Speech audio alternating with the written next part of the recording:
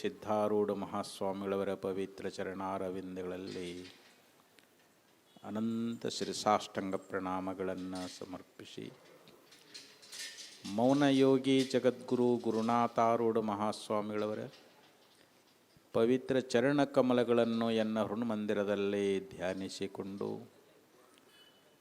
ಬ್ರಹ್ಮಲೀನ ಸದ್ಗುರು ವೀರಭದ್ರ ಮಹಾಸ್ವಾಮಿಗಳವರ ಪವಿತ್ರ ಚರಣಾರವಿಂದಗಳಲ್ಲಿ ಅನಂತ ಶಿರಸಾಷ್ಟಾಂಗ ಪ್ರಣಾಮಗಳನ್ನು ಸಮರ್ಪಿಸಿ, ಕಾರ್ಯಕ್ರಮದ ದಿವ್ಯ ಸನ್ನಿಧಾನ ಸ್ಥಾನದಲ್ಲಿ ವಿರಾಜಮಾನರಾದ ಸಾಧು ಚಕ್ರವರ್ತಿ, ವಿಶ್ವಕುಟುಂಬಿ, ಪಂಚಮಠಾಧೀಶ, ನಿರಾಭಾರಿ, ಶಿವಾವತಾರಿ, ಸ್ಥಿತಪ್ರಜ್ಞ ಜಗದ್ಗುರು ಡಾಕ್ಟರ್ ಅಪ್ಪಾಜಿಯವರ ಪವಿತ್ರ ಚರಣಾರವಿಂದಗಳಲ್ಲಿ ಅನಂತ ಕೋಟಿ ಶಿರಸಾಷ್ಟಾಂಗ ಪ್ರಣಾಮಗಳನ್ನು ಸಮರ್ಪಿಸಿ, ಇಲ್ಲಿ ಪರ್ಯಂತರಾಗಿ ಉಪದೇಶಾಮೃತ ನೀಡಿದ ಪರಮ ಪೂಜ್ಯ ಸಚ್ಚಿದಾನಂದ ಮಹಾಸ್ವಾಮಿಗಳವರಿಗೂ ಕೂಡ ಅನೇಕ ನಮನಗಳನ್ನು ಸಮರ್ಪಿಸಿ, ಈ ಕಾರ್ಯಕ್ರಮದಲ್ಲಿ ಪಾಲ್ಗೊಂಡಿರುವ ಶಿವಸ್ವರೂಪಿಗಳಾದ ತಮ್ಮೆಲ್ಲರಿಗೂ ಅನೇಕ ಶರಣಾರ್ಥಿಗಳು. ಇಲ್ಲಿವರೆಗೆ ಪೂಜ್ಯರು ಶ್ರೀಮನ್ ನಿಜಗುಣ ಶ್ರೀಗಳವರ ಕೈವಲ್ಯ ಪದ್ಧತಿಯ ಸೂತ್ರೂಪವಾಗಿರ್ತಕ್ಕಂಥ ಒಂದು ವಾಕ್ಯವನ್ನು ಆಧಾರವಾಗಿಟ್ಟುಕೊಂಡು ತಮ್ಮ ಉಪದೇಶಾಮೃತವನ್ನು ಬಹು ಸುಂದರವಾಗಿ ಹೇಳ್ತಾ ಬಂದರು. ಶ್ರೀ ಗುರು ವಚನೋಪದೇಶವನಾಲಿಸಿದಾಗಲಹುದು ನರರಿಗೆ ಮುಕ್ತಿ. ನರರಿಗೆ ಮುಕ್ತಿ. ಮುಕ್ತಿ ಅಂತಂದರೆ ಅತ್ಯಂತ ದುಃಖ ನಿವೃತ್ತಿ, ಪರಮಾನಂದದ ಪ್ರಾಪ್ತಿಗೆ ಮುಕ್ತಿ ಅಂತ ಕರ್ಕೊಂಡು ಬರ್ತಾರೆ. ಅಂದರೆ ಎಲ್ಲ ದುಃಖಗಳ ನಿವೃತ್ತಿ ಆಗಿರಬೇಕು, ಪರಮಾನಂದದ ಪ್ರಾಪ್ತಿ ಆಗಿರಬೇಕು. ನಾವೆಲ್ಲರೂ ಬಯಸೋದು ಶಾಶ್ವತವಾಗಿರ್ತಕ್ಕಂಥ ಸುಖವನ್ನೇ. ಅಂಥ ನಿತ್ಯ ಮುಕ್ತಿ ನಮಗೆ ಆಗಬೇಕು ಅಂತಂದರೆ ಅದು ನರರಿಗೆ ಅಂತ ಹೇಳ್ಯಾರ. ಯಾರು ಮನುಷ್ಯ ಜನ್ಮದಲ್ಲಿ ಬಂದಾರೋ ಅವರಿಗೇ ಮೋಕ್ಷ ಅನ್ನುವಂಥದ್ದಾಗ್ತದೆ ಹೊರತು ಮನುಷ್ಯರನ್ನು ಬಿಟ್ಟು ಇನ್ನು ಉಳಿದ ಯಾವುದೇ ಪ್ರಾಣಿಗಳಿಗಾಗಲಿ ಪಕ್ಷಿಗಳಾಗಲಿ ಯಾವ ಜೀವಿಗಳಿಗೂ ಕೂಡ ಮುಕ್ತಿಯನ್ನು ಹೊಂದಲಿಕ್ಕೆ ಅಧಿಕಾರ ಅನ್ನುವಂಥದ್ದಿಲ್ಲ.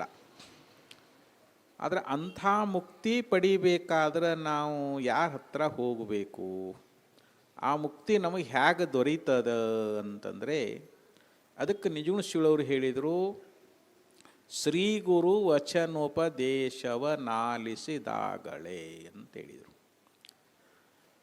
ಆಚಾರ್ಯವಾನ್ ಪುರುಷೋ ವೇದ. ಶ್ರುತಿ ಭಗವತಿ ನಮಗೆ ಅಪ್ಪಣೆ ಕೊಡಿಸ್ತಾ ಇದ್ದಾಳೆ. ಯಾರು ಸದ್ಗುರುಗಳಿಗೆ ಶರಣಾಗತರಾಗಿದ್ದಾರೆ ಅವರೇ ಪರಮಾತ್ಮನ ದರ್ಶನವನ್ನು ಮಾಡಿಕೊಳ್ತಾರೆ ಅಂತ. ನಾವು ಭಗವಂತ ನಮ್ಮ ಅಂತಃಕರಣದೊಳಗೆ, ನಮ್ಮ ಹೃದಯದೊಳಗೆ ಅವನನ್ನು ನಾವು ಅಪರೋಕ್ಷವಾಗಿ ಅನುಭವಿಸಬೇಕಾಗಿತ್ತು ಅಂತಂದರೆ ಅದು ಕೇವಲ ಗುರುವಿನ ಕೃಪೆಯಿಂದ ಮಾತ್ರ ಸಾಧ್ಯ. ಗುರುವಿಲ್ಲದೆ ಆ ಮುಕ್ತಿಯನ್ನು ನಾವು ಪಡಿತೇವೆ ಅಂತಂದ್ರೆ ಅದು ಎಂಥಪ್ಪ ಪುರುಷರಿಗೂ ಕೂಡ ಸಾಧ್ಯವಿಲ್ಲ ಅಂತೇಳಿ ಇಲ್ಲಿ ನಿಜಗುಣ ಶ್ರೀಗಳವರು ಹೇಳಲಿಕ್ಕೆ ಹೊರಟಿದ್ದಾರೆ. ಶ್ರುತಿ ಭಗವತಿ ಹೇಳಿದಂತೆ ನಾವು ಶ್ರೇಷ್ಠವಾಗಿರ್ತಕ್ಕಂಥ ಶ್ರೋತ್ರಿಯನೂ ಬ್ರಹ್ಮನಿಷ್ಠನೂ ಆಗಿರುವಂಥ ಸದ್ಗುರುವಿನ ಬಳಿಗೇ ಹೋಗಬೇಕು. ತದ್ವಿಜ್ಞಾನಾರ್ಥಂ ಸ ಗುರುಮೇವಾವಿಗಚ್ಚೇತ್ ಸಮಿತ್ಪಾಣಿ ಶ್ರೋತ್ರಿಯಂ ಬ್ರಹ್ಮನಿಷ್ಠಂ ಅಂತ ಶ್ರುತಿ ಹೇಳ್ಕೊಂಡು ಬರ್ತದೆ.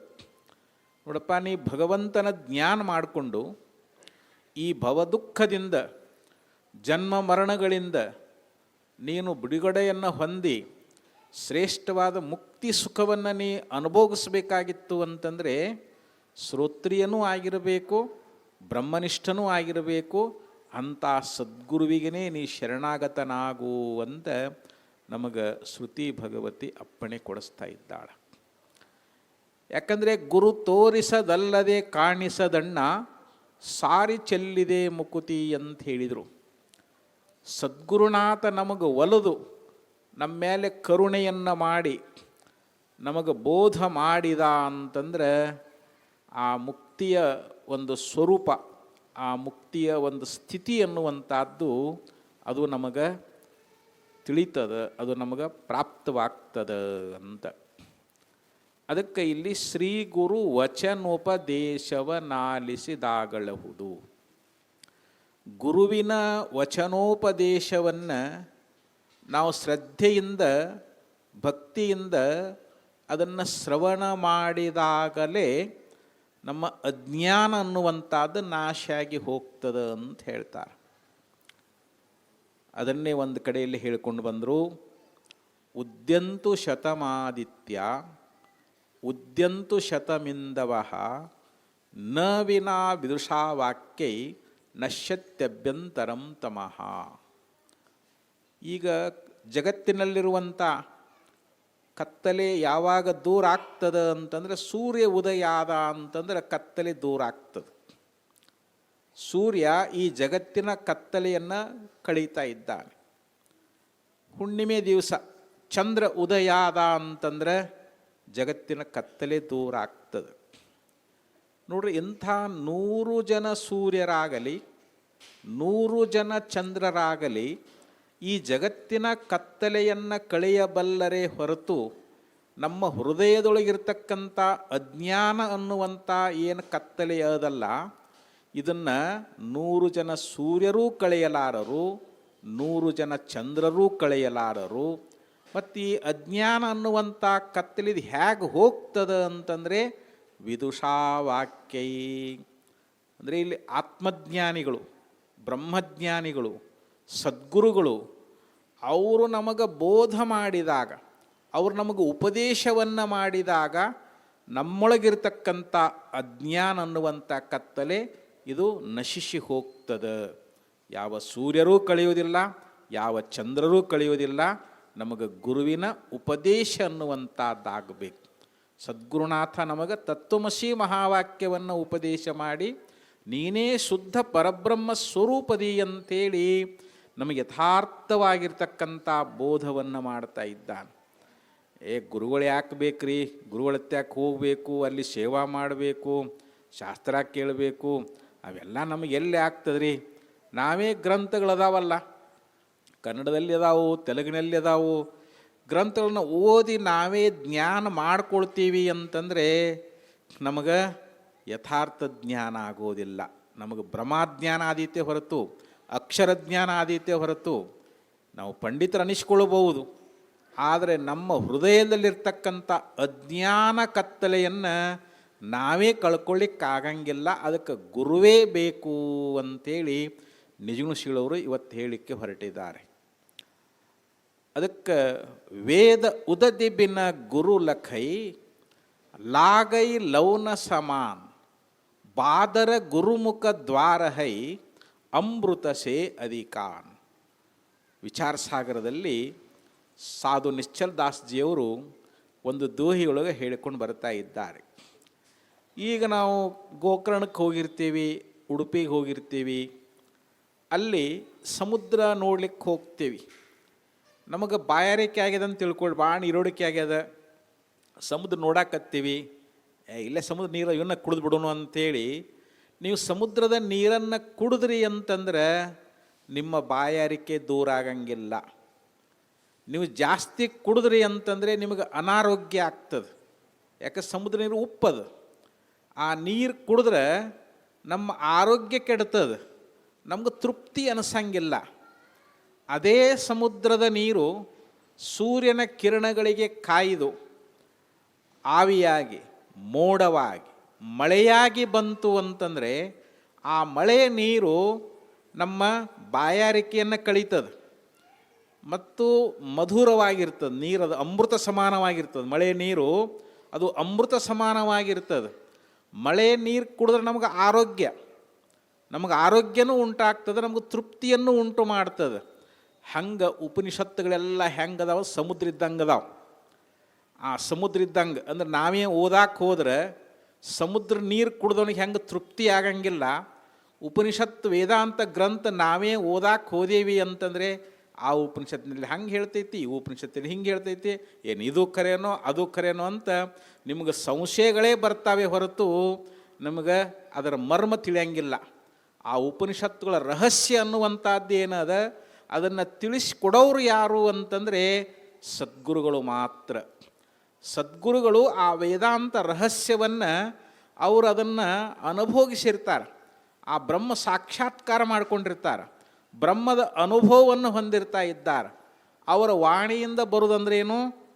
ಅದೇ ರಹಸ್ಯ, ಆ ಉಪನಿಷತ್ತಿನ ರಹಸ್ಯ ಏನದ, ಹೆಂಗೆ ಸಮುದ್ರದ ನೀರು ಸೂರ್ಯನ ಕಿರಣಗಳಿಂದ ಕಾಯ್ದು ಮೋಡವಾಗಿ ಮಳೆಯಾಗಿ ಹೆಂಗೆ ಬರ್ತದಲ್ಲ, ಹಂಗೆ ಉಪನಿಷತ್ತಿನ ಒಂದು ತತ್ವ ಅನ್ನುವಂಥದ್ದು ಸದ್ಗುರುಗಳು ಅದನ್ನು ಅನುಭವಿಸಿ ತಮ್ಮ ವಾಣಿ ಅನ್ನುವಂಥ ಮೋಡ, ಈಗ ಮಳೆ ಬರ್ತದಲ್ಲ, ಮೋಡದಿಂದ ಮಳೆ ಬರ್ತದಲ್ಲ, ಹಂಗೆ ಅವರು ತಮ್ಮ ವಾಣಿ ಅನ್ನುವಂಥ ಮೋಡದಿಂದ ತಮ್ಮ ಬೋಧಾಮೃತವನ್ನು ನಮಗೆ ಬೋಧ ಮಾಡಿದರು ಅಂತಂದರೆ ಆವಾಗ ನಮಗೆ ತೃಪ್ತಿ, ನಮಗೆ ಆವಾಗ ಆನಂದ. ಆ ಗುರುವಿನಿಂದ ಕೇಳಿದಾಗ ಮಾತ್ರ ನಮ್ಮ ಸಂಶಯಗಳು ದೂರ ಆಗ್ತವೆ, ನಮ್ಮಲ್ಲಿರ್ತಕ್ಕಂಥ ಅಜ್ಞಾನ ತೊಲಗ್ತದೆ. ನಾವು ಕೇವಲ ಆತ್ಮದರ್ಶನ ಮಾಡಿಕೊಂಡು ನಾವು ಸುಖಿಗಳಾಗ್ತಾ ಇದ್ದೀವಿ. ಅದಕ್ಕೆ ನಾವು ಗುರುಗಳಿಲ್ಲದೆ ನಾವೇ ಓದಿದರೆ ನಮಗೆಂದೂ ಅಪರೋಕ್ಷ ಜ್ಞಾನ ಆಗೋದಿಲ್ಲ. ಅದಕ್ಕೆ ಗುರುವರನ ಒಲವಿಲ್ಲದವನು ಏನನ್ನೋದಲು ದೊರಕೊಳ್ಳರಿದು ಸಮ್ಯಕ್ ಜ್ಞಾನ. ಸಮ್ಯಕ್ ಜ್ಞಾನ ಅಂತಂದರೆ ಜೀವ ಬ್ರಹ್ಮರ ಏಕತ್ವ ಜ್ಞಾನ, ಅದು ಯಥಾರ್ಥ ಜ್ಞಾನ ನಮಗೆ ಆಗಬೇಕು ಅಂತಂದ್ರೆ ಗುರುವರನ ಒಲುಮೆ ಬೇಕಂತಾರೆ. ಗುರು ನಮಗೆ ಒಲಿದು ಪ್ರಸನ್ನನಾಗಿ ಬೋಧ ಮಾಡಬೇಕು. ಸದ್ಗುರುನಾಥ ಪ್ರಸನ್ನನಾಗಿ ಬೋಧ ಮಾಡಿದ ಅಂತಂದರೆ ಆವಾಗ ನಮ್ಮ ಅಂತಃಕರಣದೊಳಗೆ ಆ ಪರಬ್ರಹ್ಮದ ದರ್ಶನ, ಆ ದಿವ್ಯ ಸಾಕ್ಷಾತ್ಕಾರವನ್ನು ಮಾಡಿಕೊಂಡು ನಾವು ಧನ್ಯರಾಗ್ತಾ ಇದ್ದೀವಿ. ಅದಕ್ಕೆ ಶರಣರು ಕೂಡ ಹೇಳ್ತಾ ಇದ್ದಾರೆ, ಕಡೆಗೀಲಿಲ್ಲದ ಬಂಡಿ ಹೊಡೆಗೆಡುವುದ ಮಾಬುದೆ, ಕಡೆಗೀಲು ಬಂಡಿಗಾಧಾರ ಕಡುದರ್ಪವೇರಿದ ಒಡಲೆಂಬ ಬಂಡಿಗೆ ಶರಣರ ನುಡಿಗಡನವೇ ಕಡೆಗೀಲು ಕಾಣ ರಾಮನಾಥ. ಈಗ ನಾವು ಚಳುಗುರುಕಿ ಎರಿತಾತ್ನವ್ರ ಜಾತ್ರೆಗೆ ಹೊಂಟೇವೆ ಅಂತ ತಿಳ್ಕೊಡ್ರಿ. ನಾವು ಒಂದು ಬಂಡಿ ಅಥವಾ ಚಕ್ಕಡಿ ಅಂತಾರೆ, ಬಂಡಿ ಅಂತಾರೆ, ಒಂದು 50,000 ರೂಪಾಯಿ ಬೆಲೆ ಬಾಳ್ತಕ್ಕಂಥ ಹೊಸ ಬಂಡಿ ತಯಾರು ಮಾಡಿದ್ದೀವಿ. 1,00,000 ರೂಪಾಯಿ ಕೊಟ್ಟು ಎತ್ತುಗಳು ತಂದಿದ್ದೀವಿ, ಅದಕ್ಕೆ ನಾನಾ ರೀತಿ ಅಲಂಕಾರ ಮಾಡಿದ್ದೀವಿ. ಮನೆಯಾಗಿರ್ತಕ್ಕಂಥ ಎಲ್ಲ ಬಂಧುಗಳು ಎಲ್ಲರೂ ಕೂಡಿ ಬಂಡ್ಯಾಗ ಕುತ್ಕೊಂಡು ಜಾತ್ರೆಗೆ ಹೊರಟೀವಿ. ಆದರೆ ಆ ಗಾಲಿಗೆ ಕಡಾಣಿ ಅಂತಿರ್ತಾವೆ ಒಂದೆರಡು, ಅವನ್ನ ಹಾಕಿಲ್ಲ ನಾವು. ಎರಡೂ ಗಾಲಿಗಳ ಚಕ್ರಗಳಿಗೆ ಕಡಾಣಿ ಹಾಕಿಲ್ಲ ಅಂತಂದ್ರೆ ನಾವು ಚಳುಗುರುಕಿ ಮುಟ್ಟಕ್ಕೆ ಸಾಧ್ಯ ಐತೇನೋ? ಅವೇನು ಒಂದು ಭಾಳ 100-200 ರೂಪಾಯಿ ಬೆಲೆ ಬಾಳ್ತಕ್ಕಂಥ ಆ ಕಡಾಣಿಗಳನ್ನು ಹಾಕದೇ ಇದ್ದರೆ ಗಾಲಿ ಹಂಗೆ ಹೊರಗಾಗಿ ಆ ಬಂಡಿ ಅನ್ನುವಂಥದ್ದು ಬಿದ್ದು ನಾವು ಕೈಕಾಲು ಮುರ್ಕೊಂಡು ಆಸ್ಪತ್ರೆ ಸೇರೋ ಪ್ರಸಂಗ ಬರ್ತದೆ. ಅದಕ್ಕಂತ ಕಡೆಗೀಲಿಲ್ಲದ ಬಂಡಿ ಹೊಡೆಗೆಡುವುದ ಮಾಬುದೆ, ಒಂದು ಕೀಲು ಹಾಕದೇ ಇರ್ತಕ್ಕಂಥ ಒಂದು ಬಂಡಿ ಅನ್ನುವಂಥದ್ದು ಅದರ ಚಕ್ರಗಳು ಹೊರಗೆ ಬಂದು ಅದು ಬೀಳದೆ ಇರ್ತದೇನು ಅಂತ ಕೇಳ್ತಾರೆ. ಹಾಗೆ ಕಡುದರ್ಪವೇರಿದ ಒಡಲೆಂಬ ಬಂಡಿಗೆ, ನಮ್ಮ ಶರೀರ ಅನ್ನುವಂಥದ್ದು ಇದು ಒಂದು ಬಂಡಿ, ಇದರ ಗಮ್ಯಸ್ಥಾನ ಇದು ಎಲ್ಲಿ ಹೋಗಿ ಸೇರಬೇಕಾಗ್ಯದ ಅಂತಂದರೆ ನಾವು ಮುಕ್ತಿಯನ್ನು ಹೊಂದಬೇಕಾಗ್ಯದ. ನಮ್ಮ ಗುರಿ, ನಮ್ಮ ಜೀವನದ ಗುರಿ ಏನು? ನಾವು ನಿತ್ಯ ಸುಖಿಗಳಾಗಬೇಕಾಗ್ಯದ. ಅಂಥ ನಿತ್ಯ ಮುಕ್ತಿಯನ್ನು ಹೊಂದಬೇಕಾಗಿತ್ತು ಅಂತಂದರೆ ಈ ಶರೀರ ಅನ್ನುವಂಥ ಬಂಡಿ ಹತ್ತೀವಿ, ಈಗ ನಾವು ಹೊರಟೇವಿ. ಅದಕ್ಕೆ ಸದ್ಗುರುವಿನ ವಚನೋಪದೇಶ ಅನ್ನುವಂಥ ಈ ಕಡಾಣಿ ಅಂದ್ರೇನು? ಕೀಲು, ಇವು ಹಾಕಲಿಲ್ಲ ಅಂತಂದ್ರೆ ಸಂಸಾರ ಅನ್ನುವಂಥ ತಗ್ನ್ಯಾಗ ಬೀಳ್ತೀವಿ ಅಂತ. ಮತ್ತೆ ಪುನಃ ಜನನ ಮರಣ ರೂಪವಾಗಿರ್ತಕ್ಕಂಥ ಈ ಭವಚಕ್ರದಲ್ಲಿ ನಾವು ತಿರುಗಬೇಕಾಗ್ತದೆ. ಅದಕ್ಕೆ ಇಲ್ಲಿ ಮಹಾತ್ಮರ ಉಪದೇಶವನ್ನು ಕೇಳಿದಾಗ ಮಾತ್ರ ನಮ್ಮ ಅಜ್ಞಾನ ಅಂಧಕಾರ ನಿವೃತ್ತಿಯಾಗಿ ನಾವು ನಮ್ಮ ಪರಮಾತ್ಮನ, ನಮ್ಮ ಸ್ವರೂಪದ ದಿವ್ಯ ದರ್ಶನವನ್ನು ಮಾಡಿಕೊಂಡು ನಾವು ಮುಕ್ತರಾಗ್ತಾ ಇದ್ದೀವಿ ಅಂಥೇಳಿ ಶರಣರು ಏನು ಹೇಳಿದರು? ಇಲ್ಲಿ ಶರಣರ ನುಡಿಗಡನವೇ. ಶರಣರು ಅಂದರೆ ಜ್ಞಾನಿಗಳು, ಸದ್ಗುರುಗಳು ಅಂತ. ಆ ಸದ್ಗುರುಗಳ ಒಂದು ನುಡಿ ಅನ್ನುವಂಥದ್ದು, ಅವ್ರ ಉಪದೇಶ ಅನ್ನುವಂಥದ್ದೇನದ ಅದ ಇಲ್ಲಿ ನಮಗೆ ಕಡಾಣಿ ಅಥವಾ ಅದೇನು ಕೀಲಿದ್ದಂಗೆ, ಬಂಡಿಗೆ ಗಾಲಿಗೆ ಹಾಕಿರ್ತೇವಲ್ಲ ಅವು ಕೀಲಿದ್ದಂಗೆ, ಅವುಗಳನ್ನು ನಾವು ಹಾಕದಿದ್ರು ಅಂದರೆ ಉಪದೇಶವನ್ನು ಕೇಳದೇ ಇದ್ದರೆ ನಾವು ಮತ್ತೆ ಈ ಭವಸಾಗರದಲ್ಲಿ ಪುನಃ ಹುಟ್ಟಿ ಬರಬೇಕಾಗ್ತದೆ. ಅದಕ್ಕೆ ಇಲ್ಲಿ ನಿಜಗುಣಶೀಲವರು ಶ್ರೀ ಗುರು ವಚನೋಪದೇಶವ ನಾಲಿಸಿದಾಗಳ್ ಅವುದು ನರಿಗೆ ಮುಕ್ತಿ ಅಂತ ಹೇಳಿದರು. ಅಂದರೆ ಗುರುವಿನ ವಚನೋಪದೇಶವನ್ನು ನಾವು ಆಲಿಸಬೇಕು. ನರೆ ಕೇಳುವುದನ್ನು ಅರಿದುದನೊಮ್ಮೆ ಮರೆಯದಿರು, ಗುರುಪೇಳದ ತೆರೆದಳು ದೊರೆ ವಿಷಯವನ್ನು ನಿರ್ವಿಷಯ ಕರಿಗೊಂಡು ನಿಲೆ ನೀನೇ ಸುಖಿಯಪ್ಪೆ ಅಂಥೇಳಿ ಯಾಜ್ಞವಲ್ಕ್ಯರು ಮೈತ್ರಾದೇವಿಯನ್ನು ಕುರಿತು ಹೇಳಿದಂತೆ ನಾವು ಕೇಳಬೇಕಾದ್ರೆ ಏಕಾಗ್ರದಿಂದ ಕೇಳಬೇಕಂತ. ಯಾಕೆ ಕೇಳುವಾಗ ನಮ್ಮ ಮನಸ್ಸು ಎಲ್ಲೆಲ್ಲೋ ಹೋಗಿರ್ತದೆ. ಗುರುಗಳು ಉಪದೇಶ ಮಾಡ್ತಾ ಇರಬೇಕಾದ್ರೆ ನಮ್ಮ ಲಕ್ಷ್ಯ ಎಲ್ಲ, ನಮ್ಮ ಮನಸ್ಸೆಲ್ಲ ಎಲ್ಲಿರಬೇಕು? ಗುರುವಿನ ಉಪದೇಶ ಕಡೆ ಇದ್ರನ ನಮಗೆ ಆನಂದ ಆಗ್ತದೆ. ಮತ್ತು ನಮ್ಮ ಮನಸ್ಸು ಎಲ್ಲೋ ಸಂಸಾರದ ಅನೇಕ ವಿಷಯಗಳಲ್ಲಿ ಅದೇ ಚಿಂತನೆ ಮಾಡ್ಕೊತ ಇದ್ದೀವಿ ಅಂತಂದರೆ ಗುರುಗಳು ಹೇಳಿದ್ದು ಏನೂ ತಿಳಿಯಂಗಿಲ್ಲ ನಮಗೆ. ಅದಕ್ಕೆ ನೆರೆ ಕೇಳು, ಕೇಳ್ದುದನ್ನು ಅರಿ, ಗುರುಗಳು ಏನು ಹೇಳಿದ್ದಾರೆ ಅನ್ನೋದನ್ನು ಅದನ್ನು ಮನನ ಮಾಡು ಅಂತ ಹೇಳ್ತಾರೆ. ನಾವು ಏನು ಕೇಳಿರ್ತೀವಿ ಅದನ್ನು ಶ್ರುತಿ ಯುಕ್ತಿ ಸ್ವಾನುಭವದಿಂದ ಅದನ್ನು ಮನನ ಮಾಡಬೇಕು. ಮತ್ತು ನಿಧಿಧ್ಯಾಸನ, ಪುನಃ ಪುನಃ ಅದನ್ನೇ ಚಿಂತನೆ ಮಾಡ್ತಾ ಇರಬೇಕು. ಯಾಕಂದ್ರೆ ಮರ್ತು ಹೋಗಬಾರ್ದು. ನಾವು ಕೇಳಿರ್ತಕ್ಕಂಥ ವಿಷಯ ಮರಿಲಾರ್ದಂಗೆ ನಮ್ಮ ಅಂತಃಕರಣದಲ್ಲಿ ಅದು ಉಳಿಬೇಕು. ಅವಾಗ ಗುರು ಪೇಳ್ದ ತೆರೆದಳು ಅಂತಾರೆ. ಗುರುಗಳು ಹೆಂಗೆ ಉಪದೇಶ ಮಾಡ್ಯಾರೋ ಅವರು ಹೇಳಿದಂತೆ ನೀ ಶ್ರವಣ ಮಾಡು, ಅದರಂತೆ ನೀ ಮನನ ಮಾಡು, ಅದರಿಂದ ನೀನು ಸುಖಿಯಪ್ಪೆ. ನಿನಗೆ ಸುಖ ಆಗಬೇಕಾಗಿತ್ತು ಅಂತಂದರೆ ಈ ರೀತಿಯಾಗಿ ನೀನು ಗುರುವಿನ ಮುಖಾಂತರವಾಗಿ ಶ್ರವಣ ಮಾಡಬೇಕು. ನ ನರೇಣ ಅವರೇಣ ಪ್ರೋಕ್ತಃ ನಹಿ ಸುವಿಜ್ಞೇಯ ಮಣುರೇಶ ಧರ್ಮ.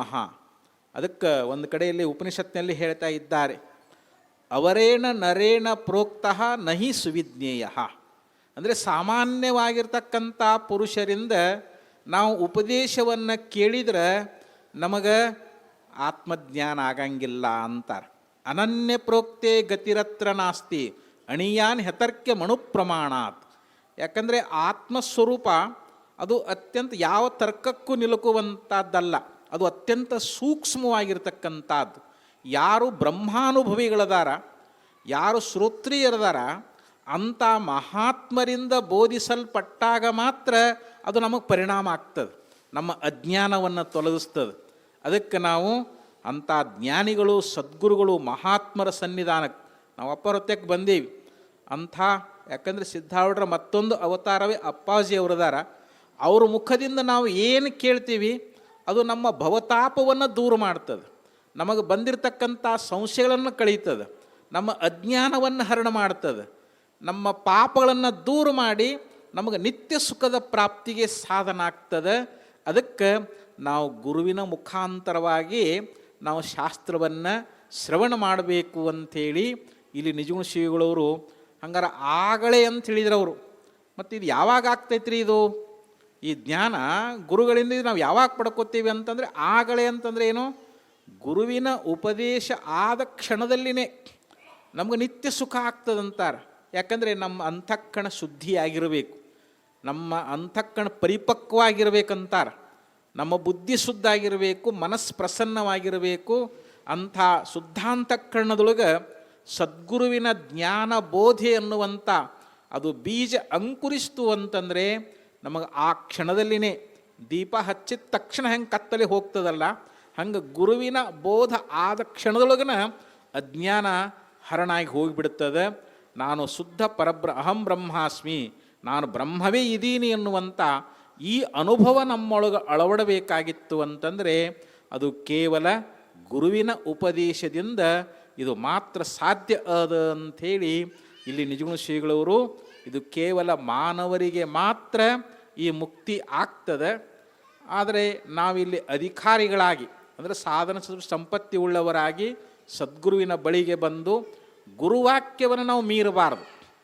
ಗುರುಮೂರ್ತಿಂ ಸ್ಮರೇನ್ ನಿತ್ಯಂ ಗುರುರ್ನಾಮ ಜಪೇತ್ ಸದಾ ಗುರು ಆಜ್ಞಾಂ ಪ್ರಕುರ್ವೇತ ಗುರೋರ್ ಅನ್ಯತ್ತ ಭಾವಯೇತ್ ಅಂತ ಶಿವಗೀತೆಯಲ್ಲಿ ಹೇಳ್ಕೊಂಡು ಬರ್ತಾರೆ, ಗುರುಗೀತೆಯಲ್ಲಿ ಹೇಳ್ಕೊಂಡು ಬರ್ತಾ ಇದ್ದಾರೆ.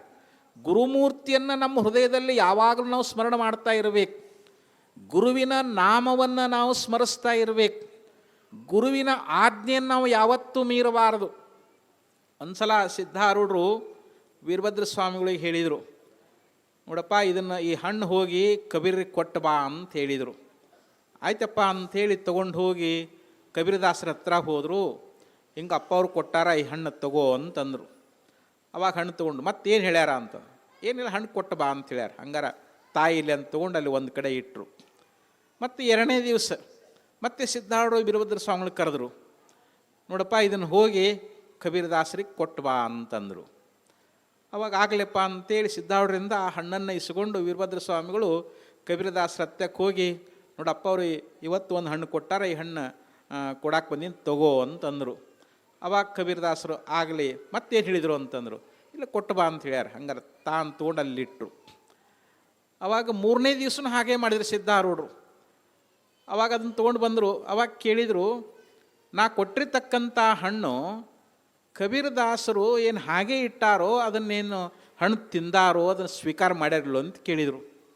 ಯಪ್ಪ ನೀವು ಕೊಟ್ಟ ಹಣ್ಣು ಹಂಗದಾವು ಅಂತಂದ್ರೆ ಅವರು. ಯಾಕಂದ್ರೆ ಅವ್ರು ಕೊಟ್ಟ ಬಾ ಅಂತ ಯಾರು ತಿನ್ನಂತ ಹೇಳಿಲ್ಲಲ್ಲ ಸಿದ್ಧಾರೂಢರು, ಆ ಹಣ್ಣನ್ನು ತಿನ್ನಂತ ಹೇಳಿಲ್ಲ. ನೋಡು ಗುರುವಿನ ಆಜ್ಞೆ ನೋಡ್ರಿ, ಗುರುವಿನ ಆಜ್ಞೆ ತಿನ್ನಾಕ ಗುರುವಿನ ಆಜ್ಞೆ ಆಗಿಲ್ಲ. ಹೀಗಾಗಿ ಕೊಟ್ಟು ಬಂದ್ರೆ ಹಂಗಾರೆ ಇಡು ಅಂತ ಹೇಳ್ಯಾರ. ಅವಾಗ ಹಂಗಾರೆ ಇವತ್ತು ತೊಗೊಂಡು ಹೋಗು, ಈ ಹಣ್ಣು ತಿನ್ನಂತ ಹೇಳು ಅಂತಂದರು. ಆವಾಗ ಸಿದ್ಧಾರೂಢರ ಆಜ್ಞಾನುಸಾರವಾಗಿ ವೀರಭದ್ರ ಸ್ವಾಮಿಗಳು ಹೋಗಿ ಕೊಟ್ಟು, ನೋಡಪ್ಪ ಇವತ್ತು ಮಾತ್ರ ಅವ್ರು ಕೊಟ್ಟಿರ್ತಕ್ಕಂಥ ಹಣ್ಣು ಅವೆಲ್ಲ ತಿನ್ನಬೇಕು ಅಂತ ಹೇಳಿದಾರಂತಂದಾಗ, ಹೌದಾ ಹಂಗಾರೆ ಸರಿ ಅಂಥೇಳಿ ನೋಡು ಗುರುವಿನ ಆಜ್ಞೆಯನ್ನು ಕಬೀರದಾಸರು ಎಷ್ಟು ಪರಿಪಾಲನೆ ಮಾಡಿದರು ಅಂತಂದರೆ ಅದನ್ನು ವೀರಭದ್ರ ಸ್ವಾಮಿ ಅರ್ಥೈಸ್ಕೊಂಡ್ರಂತ. ಓಹೋ, ನಾವು ಗುರುವಿನ ಹತ್ಯಾಕ ಗುರುವಿನ ಆಜ್ಞೆಯನ್ನು ನಾವು ಈ ರೀತಿಯಾಗಿ ಪರಿಪಾಲನೆ ಮಾಡಬೇಕು, ಗುರುವಿನ ಆಜ್ಞೆಯನ್ನು ನಾವು ಯಾವತ್ತೂ ಮೀರಬಾರದು, ಗುರುವಿನ ಉಪದೇಶವನ್ನು ನಾವು ಯಾವಾಗಲೂ ಭಕ್ತಿಯಿಂದ ಆಲಿಸಬೇಕು ಅಂಥೇಳಿ ಹಿಂಗೆ ವೀರಭದ್ರ ಸ್ವಾಮಿ ಚರಿತ್ರೆಯಲ್ಲಿ ಬರ್ತದೆ, ನೀವೆಲ್ಲ ಓದಿದ್ದೀರಿ. ಅಂದರೆ ಹೀಗೆ ನಾವು ಸದ್ಗುರುನಾಥನ ಒಂದು ಆಜ್ಞೆಯನ್ನು ಪರಿಪಾಲನೆ ಮಾಡ್ತಾ ಅವ್ರ ಉಪದೇಶವನ್ನು ನಾವು ಶ್ರದ್ಧಾಭಕ್ತಿಯಿಂದ ನಾವು ಕೇಳಿದ್ದೀವಿ ಅಂತಂದರೆ ನಮ್ಮೊಳಗೆ ನಮ್ಮ ಅಂತಃಕರಣದೊಳಗೆ ಅಂಥ ದಿವ್ಯವಾಗಿರ್ತಕ್ಕಂಥ ಅಪರೋಕ್ಷ ಜ್ಞಾನ ಅನ್ನುವಂಥದ್ದು ಅದು ನಮಗೆ ಸಹಜವಾಗಿ ಆಗ್ತದೆ. ಅದಕ್ಕೆ ಗುರುವಿನ ಕರುಣೆ ಅನ್ನುವಂಥದ್ದು ಅತಿ ಅವಶ್ಯವಾಗಿರ್ತದೆ.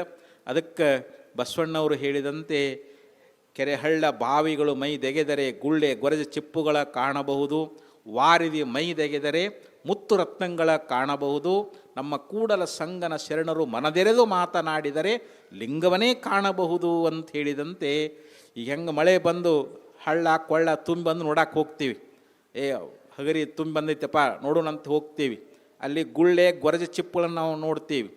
ಹಾಗೆ ಸಮುದ್ರ ಉಕ್ಕೇರಿ ಬಂತು ಅಂತಂದರೆ ಮುತ್ತು ರತ್ನಗಳನ್ನು ನಾವು ನೋಡ್ತಾ ಇದ್ದೀವಿ. ಹಾಗೆ ಶರಣರು ಅಂದರೆ ಜ್ಞಾನಿಗಳು, ಮಹಾತ್ಮರು ಮನಸ್ಪ್ರಸನ್ನರಾಗಿ ಅವರು ಸಂತೋಷದಿಂದ ನಮಗೆ ಉಪದೇಶ ಮಾಡಿಬಿಟ್ರು ಅಂತಂದರೆ ಲಿಂಗ ಅಂದ್ರೇನು, ನಾವು ಪರಬ್ರಹ್ಮವನ್ನೇ ಕಾಣಬಹುದು ಅಂತ. ಆ ಪರಮಾತ್ಮನನ್ನು ಕಾಣಿಸ್ತಕ್ಕಂಥ ಶಕ್ತಿ ಗುರುವಿನ ಬೋಧದೊಳಗೆ ಉಪದೇಶದೊಳಗೆ ಅದ. ಅಂಥ ಬೋಧವನ್ನು ನಾವೆಲ್ಲರೂ ಶ್ರದ್ಧಾಭಕ್ತಿಯಿಂದ ಆಲಿಸಿ ಪಾವನರಾಗೋಣ. ಇವತ್ತಿನ ದಿವಸ